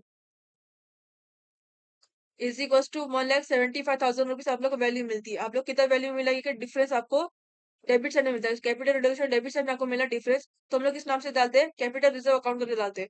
we will enter it now. Capital reduction के डेबिट साइड में आएगा to capital reserve account balancing figure. कितना डिफरेंस मिला था? 1,75,000 रुपीज। सो रुपीज कॉलम में आएगा 1,75,000 rupees as a capital reserve amount. इससे हम लोग ने कैपिटल रिडक्शन कंप्लीट कर दी। इसमें आप डेबिट से पूरा टोटल करोगे, टैली करोगे, इंक्लूडिंग बैलेंस फिगर ऑल्सो, तो आप लोग को 21,60,000 रुपीज अभी आप लोग को मिल जाएगा टोटल अमाउंट। कि हम लोगों ने कैपिटल रिडक्शन का पूरा अमाउंट यहाँ पे डाल दिए, सॉरी टैली कर दिया, उसका अकाउंट में बना दिए। इसमें आपको जो है कैपिटल रिजर्व वाली एंट्री आई है, मैंने आपको ऑलवेज बताया पहले जितने सब केस में हम लोग को बताया, जब भी आप लोग कैपिटल रिडक्शन में आपको बैलेंस फिगर मिलता है तो उसकी जर्नल एंट्री आप लोग को जर्नल एंट्री में डालनी रहती है, एक लास्ट एंट्री। तो यहाँ पर क्या हो रहा है? कैपिटल रिडक्शन डेबिट साइड क्या आ रहा है? टू कैपिटल रिजर्व अकाउंट करके आ रहा है। तो क्या होता है, अक्सर हम लोग जब कैपिटल रिडक्शन में एंट्री डालते हैं वो आप लोग journal entry to capital reduction करते हो, लेकिन ये बैलेंस फिगर वाली एंट्री को लेकर capital reduction account to journal entry आप लोग डालोगे इसकी एंट्री। और ये किधर आ रहा है? कैपिटल रिडक्शन डेबिट साइड में आ रहा है balance figure, that is to capital reserve account करके। तो यहाँ पर डेबिट हो रहा है तो जर्नल एंट्री में क्रेडिट होगा। और डेबिट क्या होगा? इसकी बात हो रही है कैपिटल रिडक्शन अकाउंट की। तो ये सेम अमाउंट से डेबिट होगा कैपिटल रिडक्शन अकाउंट और क्रेडिट होगा to capital reserve account, that is 1,75,000 rupees. अभी हम लोग जर्नल एंट्री का ट्रांसफर करते हैं। जर्नल एंट्री नंबर 10 आएगा कैपिटल रिडक्शन का debit side, debit rupees column में same amount, that is 1,75,000 rupees. और ये कैपिटल रिडक्शन डेबिट साइड में टू कैपिटल रिजर्व अकाउंट करा रहा था, तो जर्नल एंट्री में क्रेडिट हो जाएगा, that is to capital reserve account. Credit rupees column में आएगा 1,75,000 रुपीज। इसका नरेशन लिखेंगे बीइंग बैलेंस ट्रांसफर्ड। अभी इससे हम लोग ने यहाँ पर जर्नल एंट्री पूरी तरह से बना दिए और हम लोग ने कैपिटल रिडक्शन पूरी तरह से कंप्लीट कर दिए। Now will go for preparing balance sheet for this sum. Now this is your balance sheet. Siddhant Limited and reduced balance sheet as on 31st March 2025 after reconstruction. ये आपकी balance sheet है, vertical वाली balance sheet है। इसमें 3 column आते हैं, particulars, note column, rupees column, और ये 2 पार्ट में डिवाइडेड रहती है। सो first will go for first part, that is equity and liabilities. Equity liabilities में जाते हैं, इसमें भी यहाँ पर 3 टाइप आते हैं, दैट इज एक आता है शेयर होल्डर्स फंड, एक होता है नॉन करंट लाइबिलिटीज और एक होता है करंट लाइबिलिटीज। तो हम लोग सबसे पहले देखते हैं share holders fund. Equity liabilities का first one, that is one number one share holders fund. Share holders fund में 2 टाइप के आते हैं, एक आता है शेयर कैपिटल और reserve surplus. So first will go for one, that is A आएगा शेयर कैपिटल। शेयर कैपिटल हम लोग देखते हैं। लाइबिलिटीज को लेकर आपको रूल याद रखना है। लाइबिलिटीज को लेकर क्या रहता है? बैलेंस शीट को लेकर आपका दोनों पार्ट जो होते हैं, लाइबिलिटीज और एसेट्स को लेकर, इनको लेकर जो रूल रहते हैं अपने अपने वो आपको याद रखना। नॉर्मली क्या होता है? लाइबिलिटी को नॉर्मली क्रेडिट बैलेंस होते हैं, जब उसकी वैल्यू घटती है तो वो डेबिट होता है, और जब उसकी वैल्यू बढ़ती है तो वो क्रेडिट होता है। तो आप लोग क्या देखना है क्वेश्चन के बैलेंस शीट में आपकी कौन सी लाइबिलिटी है। हम लोग जिस लाइबिलिटी को लेकर कर रहे हो आपको देखना है कौन सी लाइबिलिटी हाँ यहाँ पर है क्वेश्चन में, और उसको देखना जर्नल एंट्री में उसकी एंट्री कैसी हुई है। अगर वो लाइबिलिटी को लेकर डेबिट हुआ है तो उसका माइनस करना रहेगा बैलेंस शीट को लेकर, और अगर वो लाइबिलिटी क्रेडिट हुई जर्नल एंट्री में तो उसको ऐड करना रहेगा in case of balance sheet. तो first will go for A, that is share capital. Share capital में देखते हैं क्वेश्चन की बैलेंस शीट में कौन से दिए। लाइबिलिटी साइड में कुछ 2 टाइप की शेयर कैपिटल थी, इक्विटी शेयर रुपीज 10 ईच बोला गया एक, और 12% cumulative preference share rupees 100 each. ये आपको 2 टाइप के शेयर कैपिटल दिए गए। Now will go for first one, that is ए के लिए आते हैं equity share. Equity share rupees 10 each, 10 lakh rupees दिए गए। तो हम लोग देखते हैं ये वाला लाइबिलिटी कहाँ पर है जर्नल एंट्री में। अगर डेबिट साइड है तो माइनस होगा, क्रेडिट साइड हुआ तो ऐड होगा। तो सबसे पहले देखते हैं, सबसे पहले क्या है यहाँ पर जर्नल एंट्री नंबर 7। आप देख सकते हैं आप लोग का equity share capital account debit side कितना 10 लाख रुपए, जो आपको क्वेश्चन की बैलेंस शीट में दिया था। ये पूरा अमाउंट डेबिट हो रहा है, तो मतलब ये वाली लाइबिलिटी बैलेंस शीट को लेकर पूरी तरह से माइनस होगी। लेकिन इसके फौरन बाद नीचे एज पर द स्कीम आप लोग को नई इक्विटी शेयर दिए गए थे, उसकी वैल्यू नहीं दी गई थी, तो कितना दिया गया? क्रेडिट साइड हुआ, that is to equity share capital account credit one column में कितना 2 लाख रुपीज है, तो ये वाली आपकी इक्विटी शेयर्स को लेकर लाइबिलिटी बैलेंस शीट में ऐड होगी। दैट इज इक्विटी शेयर्स कितना 2 लाख रुपीज का, और कितने नंबर ऑफ शेयर्स थे जब स्कीम में देखा था तो 1 लाख नंबर ऑफ शेयर्स थे, और कितना स्कीम में बोला गया था ₹2 बोला गया था, तो number of shares is equal to 1 lakh और ₹2। तो ये आपका बैलेंस शीट को लेकर ये वाला इक्विटी शेयर कैपिटल ऐड होगा। नोट्स टू अकाउंट्स में सबसे पहले डालते हैं, that is notes to account सबसे पहले आएगा शेयर कैपिटल। हम लोग कौन सा शेयर कैपिटल का लेना, नंबर 1 आएगा शेयर कैपिटल। आप लोग उसमें कौन सा शेयर लेते हैं, इशूड सब्सक्राइब वाले ले लेते हैं, इशूड सब्सक्राइब अनसब्सक्राइब ये सब नहीं लेना, कोई इशूड सब्सक्राइब लेते हैं। सबसे पहले इशूड सब्सक्राइब लिखते हैं, उसमें सबसे पहले नंबर ए पर आएगा, number A 1 lakh equity share of rupees two each, because आपका जनरल एंट्री में आपका क्रेडिट होता है, इस पर स्कीम में आपका जनरल एंट्री में क्रेडिट होता है, तो ये वाली लाइबिलिटी यहाँ पर ऐड होगी बैलेंस शीट को लेकर। कितना वैल्यू थी उसकी, 2 लाख रुपीज क्रेडिट साइड में, तो 2 लाख रुपीज यहाँ पर ऐड करेंगे। ये आपका इक्विटी शेयर्स का था। नेक्स्ट हम लोग देखते हैं, नेक्स्ट आप लोगों को कुछ दिया गया प्रिफरेंस शेयर्स का भी यहाँ पर नेक्स्ट था कि 12% क्यूमुलेटिव प्रिफरेंस शेयर्स ₹100 ईच, कितना 7 लाख रुपीज दिया गया। तो हम लोग देखते हैं जनरल एंट्री में कहाँ पर आ रहा है। जनरल एंट्री देखते हैं, जनरल एंट्री नंबर 8 में आपका 12% preference share capital account debit side में आ रहा है 7 लाख रुपीज, तो मतलब ये पूरी तरह से डिडक्ट हो जाएगा, बिकॉज ये जनरल एंट्री में डेबिट हो रहा है, तो ये लाइबिलिटी पूरी तरह से डिडक्ट हो जाएगी।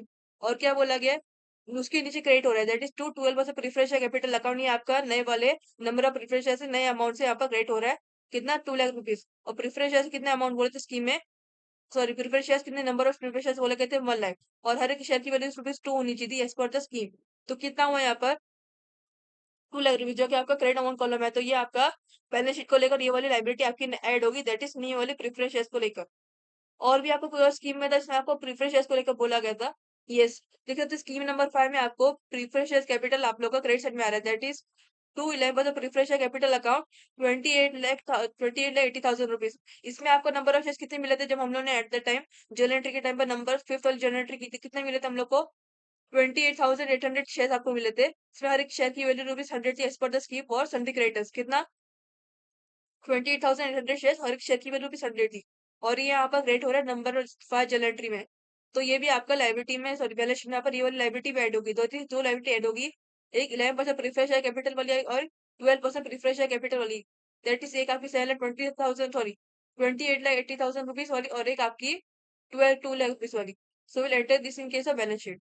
नोट्स अकाउंट्स में एंटर करते हैं, नंबर बी आएगा, पहला वाला लेते हैं हम लोग, that is general entry number 8 वाला 28,800 preference shares, sorry 1 lakh preference shares rupees two each, कितना हुआ 1 lakh preference shares rupees two each, 2 lakh rupees यहाँ पर हो, जो कि आपको जनरल एंट्री में क्रेडिट से आपको मिला था।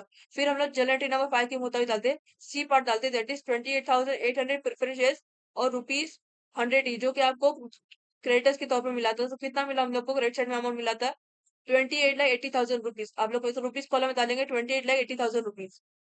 इसके बाद आप लोग कोई और मिला है नहीं, इसके बाद आप लोगों को कोई भी preference share capital equity share capital आप लोगों को नहीं मिला है। Now will take the total for share capital balance sheet. तो टोटल निकालते हैं, एक आपका इक्विटी शेयर का 2 लाख मिला था, एक आपको प्रेफरेंस शेयर का एक फर्स्ट 2 लाख मिला था, और एक आपको 28,80,000 प्रेफरेंस शेयर का मिला था। सो ऐड करके तो कितना मिलेगा हम लोग को 2 lakh plus 28,80,000 plus 2 lakh 32,80,000 rupees आप लोग को मिला। तो टोटल शेयर कैपिटल कितना मिला आप लोग को 2,80,000 रुपीज। तो हम लोग इसको जनरल बैलेंस शीट पर एंटर करते हैं। तो बैलेंस शीट में हम लोग क्या लिखे थे, ए में लिखे थे शेयर कैपिटल, तो नोट में लिखेंगे नोट नंबर 1 रुपीज कॉलम में आएगा 32,80,000 रुपीज। फिर शेयर कैपिटल का बी पार्ट आता है रिजर्व सरप्लस, तो रिजर्व सरप्लस हम लोग लिखते हैं बी आएगा रिजर्व सरप्लस। तो देखते हैं हम लोग को क्वेश्चन की बैलेंस शीट आपको कोई दिया गया है रिजर्व सरप्लस, नहीं इसमें आपको रिजर्व सरप्लस नहीं दिया गया। फिर हम लोग जनरल एंट्री में देखते हैं, जैसे आपको मैंने पहले बताया, अगर आपको क्वेश्चन की बैलेंस शीट आपको नहीं मिली कोई लाइबिलिटी या एसेट, तो आप लोग को जनरल एंट्री में देखना है कि आपको कोई एक्स्ट्रा लाइबिलिटी या एक्स्ट्रा एसेट आपको मिला है कि नहीं। तो जनरल एंट्री में आपको कोई मिला एक्स्ट्रा, यस देख सकते जनरल एंट्री नंबर 10 में आपको क्या मिला है, क्रेडिट साइड में आपको 2 कैपिटल रिजर्व अकाउंट करके मिला है। तो ये आपका रिजर्व सरप्लस के अंदर आएगा, आपको इधर आ रहा है क्रेडिट आ रहा है, तो लाइबिलिटी यहाँ पर क्रेडिट हो रही है, तो ये आपकी बैलेंस शीट को लेकर ऐड हो जाएगा, दैट इज 1,75,000 रुपीज। तो हम लोग सबसे इसको नोट्स अकाउंट में एंटर करते हैं। नोट्स अकाउंट में नंबर 2 आएगा रिजर्व सरप्लस, कितना कैपिटल रिजर्व 1,75,000 रुपीज यहाँ पर आएगा, जो उसका अमाउंट था जनरल एंट्री में। अभी इसको यहाँ पर 1,75,000 रुपीज अमाउंट था, और कितना नोट नंबर 2, तो उसको डालेंगे बी जनरल बैलेंस शीट में, बी आएगा रिजर्व सरप्लस, नोट में आएगा 2 रुपीज कॉलम में लिखेंगे 1,75,000 रुपीज। शेयर होल्डर्स फंड हम लोग का हो गया। Now will go for second one, that is second number 2 आएगा non current liabilities. Non current liabilities में यहाँ पर क्या आएगा, देखते हैं हम लोग कौन सी नॉन करंट लाइबिलिटीज दी गई क्वेश्चन बैलेंस शीट में। एक आपको दिया गया 10% डिबेंचर्स, हम लोग का शेयर कंप्लीट होकर 10% डिबेंचर्स, ये आपका लॉन्ग टर्म बॉडीज में आता है। और प्रोविजन फॉर टैक्स वो नहीं आपका नहीं आएगा, वो आपका नॉन करंट लायबिलिटीज में नहीं आएगा। तो 10% डिबेंचर्स आएगा, कितना 3 लाख रुपए आपको दिया गया। तो हम लोग देखते हैं जनरल एंट्री में किधर हो रहा है, अगर डेबिट हुआ तो माइनस होगा, क्रेडिट हो रहा है तो ऐड होगा। तो जनरल एंट्री देखते हैं, जनरल एंट्री नंबर 10 में देख सकते हो 10% debenture account that is 3 lakh, ये आपका डेबिट हो रहा है, तो ये पूरी तरह से डिडक्ट हो जाएगा। लेकिन उसी के फौरन नीचे 230% डिबेंचर अकाउंट बोला गया, जो कि आपको स्कीम में था, एक्सचेंज में मिला था। तो 230% डिबेंचर अकाउंट 1,03,000 रुपीज यहाँ पर दिया गया क्रेडिट अमाउंट कॉलम में। तो ये आपका बैलेंस शीट को लेकर ऐड होगा, बिकॉज ये लाइबिलिटी यहाँ पर क्रेडिट हो रही है। अगर लाइबिलिटी डेबिट होगी तो डिडक्ट होती है, अगर क्रेडिट हो रही है तो ऐड होगी। तो वो जो आपकी क्वेश्चन की बैलेंस शीट लाइबिलिटी दो यहाँ पर जनरल एंट्री में पूरी तरह से डेबिट हो रही है, तो पूरी तरह से डिडक्ट हो जाएगी। और ये आपकी नई वाली लाइबिलिटी यहाँ पर क्रेडिट हो रही है, तो ये पूरी तरह से बैलेंस शीट को लेकर ऐड हो जाएगी। That is 1,03,000 rupees. तो उसको यहाँ पर नोट्स अकाउंट में एंटर करते हो। नोट्स अकाउंट में डायरेक्टली यहाँ पर एंटर कर सकते हैं आप लोग। अगर नोट्स अकाउंट एंटर करना चाहते हो उधर भी कर सकते हैं, यहाँ पर डायरेक्टली यहाँ पर हम लोग एंटर करते हैं। नंबर ए आएगा नॉन करंट लायबिलिटीज में, बिकॉज ऑफ डिबेंचर्स। डिबेंचर्स क्या होता है, लॉन्ग टर्म बोरिंग्स होता है। नंबर ए लिखेंगे लॉन्ग टर्म बोरिंग्स, ब्रैकेट में आप लोग लिखोगे 13% डिबेंचर्स, कितना अमाउंट था उसमें जनरल एंट्री में, दैट इज 1,03,000 रुपीज। तो रुपीज कॉलम में लिखेंगे यहाँ पर 1,03,000 रुपीज। इसके बाद आप लोग को बैलेंस में कोई भी आप लोग को नहीं दी गई है non current liabilities. Now we take the third one, that is number 3 आएगा करंट लायबिलिटीज, थर्ड पार्ट रहता है करंट लायबिलिटीज। करंट लायबिलिटीज सबसे ए लिखेंगे short term borrowings, short term borrowings because आप लोग क्वेश्चन में दिया गया होगा कुछ short term borrowings. Equity share आप लोग को नहीं, इक्विटी शेयर लायबिलिटी कौन से दिए गए, आप लोग देखते हैं। अगर आपको शॉर्ट टर्म वॉरेंट्स दिया गया है, आपको जो सन्डी क्रेडिटर्स यहाँ पर दिया गया, तो हम लोग देखते हैं आपको करंट लायबिलिटीज में ट्रेड पेबल्स भी आता है। तो हम लोग देखते हैं सन्डी क्रेडिटर्स आपको दिया गया तो ये किधर आ रहा है, अगर जनरल में डेबिट हो रहा है पूरी सेम अमाउंट से 36 लाख रुपीज है, तो ये आपका पूरी तरह डिडक्ट हो जाएगा। डेबिट हो रहा है तो, अगर क्रेडिट हो रहा है तो ऐड होगा। तो हम लोग देखते हैं ये क्या हो रहा है सन्डी creditors. Sunday general entry number 5 में आपका क्या हो रहा है, यहाँ पर डिडक्ट हो रहा है पूरी तरह से, जो आपका है ये वाला अमाउंट पूरी तरह से डिडक्ट हो रहा है। Sunday credit account debit side कितना 36 लाख रुपीज आ रहा है, तो ये लाइबिलिटी में नहीं आएगा, यानी कि ये एक ही आपका ट्रेड पेबल था, तो ये आपका बैलेंस शीट में आपका ट्रेड पेबल आएगा नहीं, बिकॉज संडे क्रेडिट पूरी तरह से जनरल एंट्री में डिडक्ट हो रहा है डेबिट में आकर, तो ये नहीं आएगा। लेकिन इसके मैं आपको बताया था शॉर्ट टर्म बोनस, बिकॉज जब हमने जनरल एंट्री सॉल्व किए थे ना, तो उसमें आपको शॉर्ट टर्म बोनस मिली थी। उसमें आपको मिली थी क्वेश्चन की, में आपको बैलेंस शीट में आपको नहीं मिली है, तो देखते हैं जनरल एंट्री में आप लोग को शॉर्ट टर्म बोनस कोई मिली है क्या। यस, जनरल एंट्री नंबर 2 में आप देख सकते हैं आपका 2 डायरेक्टर्स लोन अकाउंट यहाँ पर है। ये आपका शॉर्ट टर्म बोरिंग्स है, बिकॉज ये आपका लोन है जो कि कंपनी ने डायरेक्टर से बोरो की थी, बाद में उसका पेमेंट करेगी, तो शॉर्ट टर्म बोरिंग्स में आता है। तो ये क्या हो रहा है, यहाँ पर जनरल एंट्री में क्रेडिट हो रहा है 2 directors loan account 5 lakh rupees, यहाँ पर ही क्रेडिट हो रहा है, तो ये आपका बैलेंस शीट यहाँ पर ऐड हो जाएगा, बिकॉज लाइबिलिटी क्रेडिट होती है तो ऐड होती है। तो हम लोग इसको यहाँ पर शॉर्ट टर्म बोरिंग्स में यहाँ पर लिखेंगे, बिकॉज लोन का मामला है, तो लोन ऐड होता है जनरल बैलेंस शीट को लेकर शॉर्ट टर्म बोरिंग्स के अंदर। दैट इज नोट में हम डालेंगे, नोट में नोट नंबर 3 आएगी short term borrowings. Note show करने नंबर 3 आने की शॉर्ट टर्म बोरिंग्स, इसमें हम लोग लिखेंगे लोन फ्रॉम डायरेक्टर्स, बिकॉज आपको जनरल एंट्री मिला था, इसलिए हम डायरेक्ट नहीं लिख सकते। आप पर आप क्या देखोगे loan from directors, because general entry मिला था, कितना मिलना था क्रेडिट अमाउंट कॉलम में 5 लाख रुपीज, तो 5 लाख रुपीज कॉलम में डालेंगे 5 लाख रुपीज। फिर अभी कौन सा था नोट स्टॉक, नोट नंबर 3 था 5 लाख रुपीज टोटल था, तो उसको यहाँ पर एंटर करते। ए में करंट लाइबिलिटीज के अंदर ए आएगा शॉर्ट टर्म बोरिंग्स, ये नोट में लिखेंगे 3 और रुपीज कॉलम में डालेंगे 5 लाख रुपीज। अभी आपकी सिर्फ करंट लायबिलिटीज पूरी तरह से कंप्लीट हो जाती है, बिकॉज आप लोग को बैलेंस शीट में कोई और लायबिलिटी नहीं दी गई है, और सारी की सारी लायबिलिटी जनरल एंट्री ली थी, एक्स्ट्रा मिली थी, हमने यहाँ पर पूरी तरह से रिटर्न डाउन कर दिए। Now will take the total for equity liabilities balance sheet. तो डालेंगे 32,80,000 plus 1,75,000 plus 1,03,000 plus 5 lakh rupees, इसी को आपको अमाउंट मिलेगा 41,15,000 रुपीज। आप लोग को टोटल इक्विटी लाइबिलिटीज का अमाउंट है, total is equals to 41,15,000 rupees, तो हम लोग टोटल लिखेंगे total is equals to 41,15,000 rupees. इससे आप लोग का इक्विटी लाइबिलिटीज वाला पार्ट कंप्लीट हो गया। Now will go for second part, that is second part आता है एसेट्स। तो सेकंड लिखेंगे सेकंड एसेट्स। एसेट्स दो टाइप के ऐसे आते हैं, एक नॉन करंट एसेट्स और एक करंट एसेट्स। तो नंबर 1 लिखेंगे, सबसे हम लोग नॉन करंट एसेट्स डालते हैं। नंबर ए आएगा, नंबर 1 आएगा non current assets. Non current में क्या होता है, प्रॉपर्टी प्लांट इक्विपमेंट आती है, नॉन करंट इन्वेस्टमेंट सब आते हैं। तो हम लोग सबसे पहले देखते हैं प्रॉपर्टी प्लांट एंड इक्विपमेंट, ये आपका सबसे कॉमन है, आपको हर क्वेश्चन की बैलेंस शीट में आप लोग को दिया जाएगा। प्रॉपर्टी प्लांट एंड इक्विपमेंट वो आपको टेंजिबल एसेट और इंटेंजिबल एसेट को लेकर देता है। तो हम लोग यहाँ पर देखते हैं फर्स्ट वन बाय हम लोग को क्वेश्चन की बैलेंस शीट में आपको कौन से property plant and equipment select दिया गया एसेट्स में। ऐसे में देख सकते हैं प्रॉपर्टी प्लांट एंड इक्विपमेंट क्या बोला गया, ओनली आपको फिक्स चार्ज आपको देगा वो आपका प्रॉपर्टी प्लांट इक्विपमेंट है। आपके बाकी आपका स्टॉक वो नहीं आएगा, सन्डे डेटर्स वो भी नहीं आएगा, और बैंक वो भी नहीं आएगा। Share register property profit and loss account ये आपका फिक्टिशियस है, आपको बैलेंस शीट कभी भी नहीं आता है, जो कि आप लोग इंटरनल रिकंस्ट्रक्शन को लेकर बाद में बनाते हो उसमें। उसमें आपको कभी भी ये टाइप के फिक्टिशियस एसेट नहीं आते। फिर फिक्स है, वो आपका ओनली फिक्स है जो कि आपका प्रॉपर्टी प्लांट मिल जाएगा। कितना यहाँ पर रुपीस उसका दिया गया, 21 लाख रुपीस। तो हम लोग देखते हैं जनरल एंट्री में कहाँ पर हो रहा है। एसिस का रूल क्या है, एसिस को नॉर्मली डेबिट करने से जब उसकी वैल्यू बढ़ती है तो वो डेबिट, तब उसकी वैल्यू डेबिट हो बढ़ती है तो वो डेबिट होता है, और जब उसकी वैल्यू घटती है तो वो क्रेडिट होता है। तो यहाँ पर देखना हम लोग को जनरल एंट्री में कहाँ पर, अगर फिक्स डेबिट साइड में आ रहा है तो उसकी वैल्यू बैलेंस शीट को लेकर डिडक्ट ऐड होगी। अगर ये जनरल एंट्री में क्रेडिट साइड आ रहा है तो उसकी वैल्यू डिडक्ट होगी, बैलेंस शीट को लेकर डिडक्ट हो जाएगी। So will see this balance sheet, sorry general entry.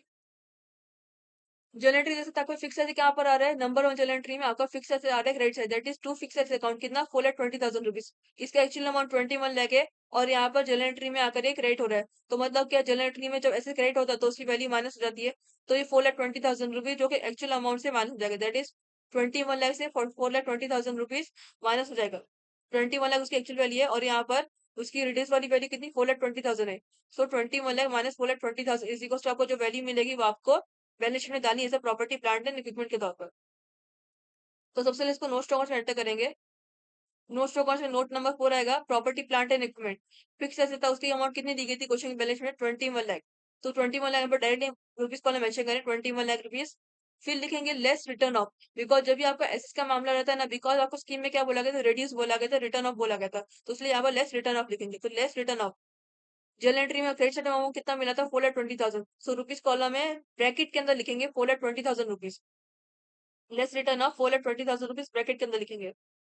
फिर अब इसका टोटल निकाल दे, total property plant and equipment कितना मिलेगा हम लोग को, 21 lakh minus 4,20,000 is equal to 16,80,000 rupees आप लोग को मिलता है। Total property plant equipment amount is equal to 16,80,000 rupees. और नोट नंबर 4 है, तो हम लोग यहाँ पर डालेंगे नोट नॉन करेंट, इसके अंदर ए आएगा property plant and equipment, note column में डालेंगे 4, और रुपीज कॉलम में आएगा टोटल, दैट इज 16,80,000 रुपीज। इसके बाद आप लोगों को कोई भी ऐसे से आपको कोई भी दिया गया नॉन करेंट से रिलेटेड नहीं। अभी हम लोग यहाँ पर सेकंड पार्ट में जाते हैं, इसके सेकंड टाइप में, दैट इज करेंट। तो ऐसे का सेकंड आएगा नंबर 2 करेंट। करेंट में तीन टाइप के ऐसे आते हैं, इन्वेंट्रीज, ट्रेड रिसीवेबल्स और कैश एंड कैश इक्विवेलेंट। तो सबसे पहले ए पार्ट देखते हैं, ए पार्ट आएगा इन्वेंट्रीज। इन्वेंट्रीज इन्वेंट्रीज मतलब क्या था, स्टॉक। तो हम लोग देखते हैं बैलेंस शीट आपको स्टॉक का क्या बोला गया, एसेस में। एसेस के नीचे आपका एसेस में आपका सेकंड पार्ट में देखिए स्टॉक की वैल्यू कितना, 20 लाख रुपीज दी गई है। तो जैसे फिक्स एसेट का मामला था, वैसे हम लोग यहाँ पर देखते हैं जनरेटरी में कहाँ पर आ रहा है स्टॉक, उसका रिलेट कुछ आपको कुछ जनरेटरी में आ रहा है कि नहीं, 20 लाख रुपीज को लेकर।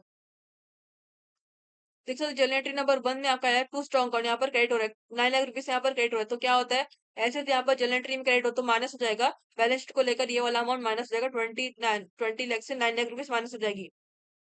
और बिकॉज ये जनरल एंट्री में क्रेडिट हो रहा है, ऐसे जब भी क्रेडिट होता है तो उसकी वैल्यू डिडक्ट होती है बैलेंस शीट में। तो हम लोग यहाँ पर इसको बैलेंस शीट में एसेट्स को लेकर इसकी जनरल एंट्री लाते हैं। नोट्स होगा सबसे पहले, नोट्स होगा उसमें आकर नोट नंबर 5 इन्वेंट्रीज, बिकॉज इस इन्वेंट्रीज का बैलेंस शीट में इन्वेंट्रीज, इन्वेंट्रीज की दैट इज स्टॉक कितनी वैल्यू दी गई थी क्वेश्चन बैलेंस शीट में, 20 लाख रुपीज। तो रुपीज कॉलम में डायरेक्टली यहाँ पर 20 लाख अमाउंट मेंशन करेंगे, 20 लाख रुपीज। फिर लिखेंगे less return of, because scheme के मुताबिक स्टॉक की वैल्यू रिटर्न ऑफ ही हुई थी, तो यहाँ पर लिखेंगे लेस रिटर्न ऑफ। कितनी वैल्यू मिली थी जनरल एंट्री में क्रेडिट साइड, 9 लाख रुपीज। और रुपीज कॉलम में लिखेंगे ब्रैकेट के अंदर 9 लाख रुपीज, ब्रैकेट में आएगा 9 लाख रुपीज। फिर अभी टोटल इन्वेंट्रीज का निकालते, total inventories equals to 20 lakh minus 9 lakh is equals to 11 lakh. Total inventories equals to 11 lakh rupees यहाँ पर मिली। अभी will enter this in balance sheet. Current assets में नंबर इन्वेंट्रीज के अंदर आगे आएगा नोट कॉलम में 5, नोट नंबर 5 रुपीज कॉलम में आएगा 11 लाख रुपीज। अभी से हम लोग का ए करंट एसेट्स हो गया। Now will go for B, that is B आएगा ट्रेड रिसीवेबल्स। ट्रेड रिसीवेबल्स आपका कौन सा होता है, आपका डेटर्स बिल्स रिसीवेबल ऐसा हो गया, ट्रेड रिसीवेबल्स होते हैं। तो हम लोग देखते हैं बैलेंस शीट आपको कौन सा दिया गया एसेट्स में। देख सकते हैं नंबर 3 में आपको सन्डे टैक्स दिया गया एसेट्स के अंदर 15 लाख रुपीज, ये आपका ट्रेड रिसीवेबल्स है, और इसके अलावा आप लोग कोई दिया गया बिल्स रिसीवेबल नहीं। तो मतलब आपका ओनली ट्रेड रिसीवेबल्स एक ही है, that is Sunday debtors 15 lakh rupees. General entry में देखते हैं कहाँ पर आ रहा है ये। जनरल एंट्री में जो है रिटर्न ऑफ हो रहा है, क्रेडिट में आ रहा है to sundry debtors account. As per the scheme ये रिटर्न ऑफ हुआ है, दैट इज 2,25,000 रुपीज यहाँ पर रिटर्न ऑफ हुआ है जनरल एंट्री में। तो ऐसे यहाँ पर रिटर्न ऑफ हो रहा है तो माइनस हो जाएगा बैलेंस शीट को लेकर। तो हम लोग इसकी भी जनरल एंट्री पास करते हैं। सबसे पहले नोट्स टू कॉन्फ्रेंट, नोट्स होगा उसमें आएगा note number 6 that is trade receivers. Journal entry में कितनी, सॉरी बैलेंस शीट में कितनी वैल्यू थी सन्नी डेटर्स का 15 लाख रुपीज, और रुपीज कॉलम में डायरेक्टली इसका अमाउंट मेंशन करेंगे 15 लाख रुपीज। फिर लिखेंगे लेस आरडीडी, बिकॉज जब भी आप लोग को डेटर्स आता है ना तो आप लोग को less return of, less depreciation, ऐसा कुछ नहीं, आपको लेस आरडीडी लिखना है ऑलवेज में जब भी आप लोग को डेटर्स को लेकर माइनस करना रहता है तो लिखेंगे लेस आरडीटी। और जर्नल एंट्री में कैसे कितना अमाउंट मिला था सभी क्रेडिटर्स का 2,25,000 रुपीज से वो आरडीटी हो रहा था, तो यहाँ पर ब्रैकेट में लिखेंगे रुपीज कॉलम में 2,25,000 रुपीज। फिर अभी टोटल निकालते हैं इसका, 15 lakh minus 2,25,000 is equal to 12,75,000 rupees. Total लिखेंगे, total is equal to 12,75,000 rupees, और नोट नंबर 6 है तो आएगा करंट, इसके अंदर बी में आएगा ट्रेड रिसीवर्स के आगे नोट कॉलम में 6, 12,75,000 रुपीज रुपीज कॉलम में आएगा। अभी आपकी सबसे लास्ट करंट से बचा है, दैट इज नंबर सी आएगा, current cash and cash equivalent, number C cash and cash equivalent. अभी हम लोग देखते हैं कैश और बैंक से आपको कोई एंट्री देगी कि नहीं एसेस में, क्वेश्चन के एसेस में आपको कोई दिया गया है, यस आप देख सकते हो सन्नी डेटर्स के नीचे आपको बैंक दिया गया है 1,10,000 रुपीज, ये आपका कैश एंड कैश इक्विवेलेंट में आएगा, बिकॉज ये भी आपका कैश और बैंक आपका एक ही रहता है। तो ये कितना अमाउंट दिया गया 1,10,000 रुपीज। तो देखते हैं जर्नल एंट्री में कहाँ पर आ रही है। जर्नल एंट्री में आपका, जर्नल एंट्री नंबर 2 में देख सकते हैं बैंक अकाउंट डेबिट साइड में कितना फाइल है, उससे आपका अलग अमाउंट है लेकिन ये डेबिट हो रहा है। एज इसका रूल क्या है, एज नॉर्मल डेबिट बैलेंस है, जब उसकी वैल्यू बढ़ती हो तो डेबिट होता है, और जब उसकी वैल्यू घटती है तो क्रेडिट हो रहा है। तो यहाँ पर जो है बैंक और डेबिट साइड में आ रहा है 5 लाख रुपीज, और बैंक की एक्चुअल वैल्यू कितनी है 1,10,000, जो कि आपको क्वेश्चन की बैलेंस शीट में दी गई थी। तो उससे ये 5 लाख रुपीज एड होगा, बिकॉज जर्नल एंट्री में डेबिट हो रहा है, ऐसे जब भी डेबिट होता है तो उसकी वैल्यू एड होती है। तो 5 लाख प्लस 10,000 करेंगे in case for balance sheet entrance. इसके बाद आप लोग को दिया गया ये जर्नल एंट्री नंबर 3 में आपका क्रेडिट साइड में आ रहा है टू बैंक अकाउंट कितना 5,40,000 रुपीज। तो कितना 5 लाख प्लस 1,10,000 किए, तो आप लोग कितना मिला था 6,10,000 आप लोग को वैल्यू मिली थी तब तक की। और यहाँ पर क्रेडिट में कितना आ रहा है जर्नल एंट्री नंबर 3 में to bank account 5,40,000 rupees. 5,40,000 rupees यहाँ पर आप लोग को जर्नल एंट्री में क्रेडिट साइड यहाँ पर आ रहा है। तो ये जो आप लोग को पहली वैल्यू मिली थी that is 5 lakh plus 1,10,000 is equal to 6,10,000 आपको जो वैल्यू मिली थी, बिकॉज ये आपका एक आपको जनरल एंट्री में डेबिट साइड आपका आ रहा था बैंक अकाउंट 5 लाख, और एक आपको क्वेश्चन की बैलेंस में ऑलरेडी दिया गया था। सो वो आपको 1,10,000 था, और ये आपका बैंक अकाउंट डेबिट साइड है 5 लाख वाला, तो इन दोनों को ऐड करके 6,10,000 मिला। और आपका जनरल एंट्री नंबर 3 में आपको क्रेडिट होता है, ऐसे जब भी क्रेडिट होता है तो डिडक्ट होता है। तो कितना 5,40,000 यहाँ पर हो रहा है। सो पहले का 6,10,000 एड ऑन करके हम लोग को मिला, तो उसको हम लोग 5,40,000 से माइनस करेंगे। 6,10,000 माइनस 5,40,000 इक्वल्स टू 70,000 रुपीज। अभी आपका बैंक बैलेंस कितना बचा है 70,000 रुपीज, यानी कि अभी तक आपका बैंक अकाउंट 70,000 रुपीज पर बचा है। फिर सेम जनरल एंट्री नंबर 4 में आपको बैंक अकाउंट क्रेडिट साइड में आ रहा है, और आपको कितना बैलेंस अब तक मिला 70,000 रुपीज। तो क्रेडिट साइड अमाउंट कितना 10,000, 70,000 से 10,000 माइनस करेंगे इज इक्वल टू 60,000 अमाउंट आपका बचा है अभी। इसके बाद आप लोग को यार जनरल एंट्री में मिला है बैंक अकाउंट, नहीं इसके बाद आपको कोई भी जनरल एंट्री में आपको बैंक अकाउंट नहीं मिला है, neither on debit side nor on credit side. अब तक अमाउंट आपको कितना मिला बैंक का 60,000 रुपीज, तो ये हम लोग डायरेक्टली यहाँ पर मेंशन करेंगे बैलेंस शीट में। पहले इसको नोट्स से यहाँ पर इसका थोड़ा सा दिखाए थे सिंपल वे में। नोट्स नोट नंबर 7 आएगा cash and cash equivalent, bank डालेंगे बिकॉज आपकी सारी की सारी एंट्री जो है क्वेश्चन की भी और बैलेंस जनरल एंट्री इसमें आपको बैंक लिखा था, तो बैंक डालेंगे।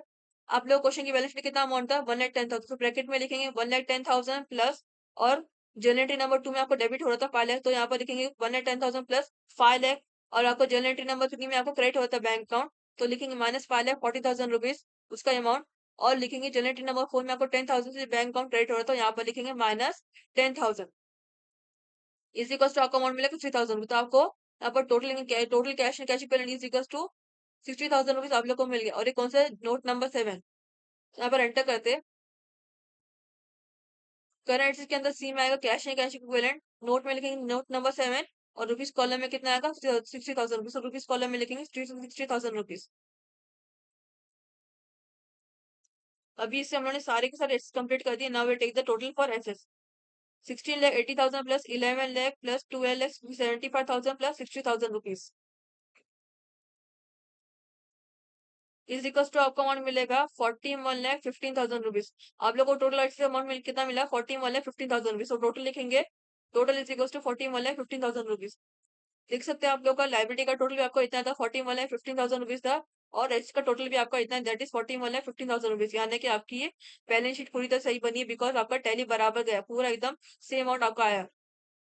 अगर आपको कोई थोड़ा भी डिफरेंस होता है, लायबिलिटी हो या फिर एसेस हो, तो आपको चेक करना पड़ता कि आप लोगों ने सारी की सारी एंट्री सही मारे है कि नहीं, प्लस माइनस और आपने सही किया है कि नहीं।